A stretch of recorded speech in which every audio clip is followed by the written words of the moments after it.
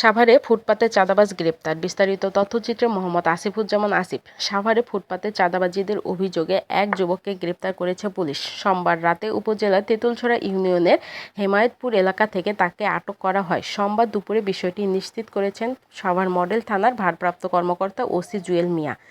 Police জানায়, চাঁদাবাজদের বিরুদ্ধে সাঁড়াশি অভিযান পরিচালনা করেছে সাভার মডেল থানা। এর অংশ হিসেবে হেমায়েতপুর বাস স্ট্যান্ড এলাকায় ফুটপাতের দোকানদারদের কাছ থেকে দীর্ঘদিন ধরে চাঁদা তোলা মুকুল নামের এক যুবককে গ্রেপ্তার করা হয়। তাকে গ্রেপ্তারের পর এলাকায় স্বস্তি ফিরে এসেছে। এই ঘটনায় সোমবার দুপুরে সাভার মডেল থানায় তার বিরুদ্ধে মামলা দায়ের করা হয়।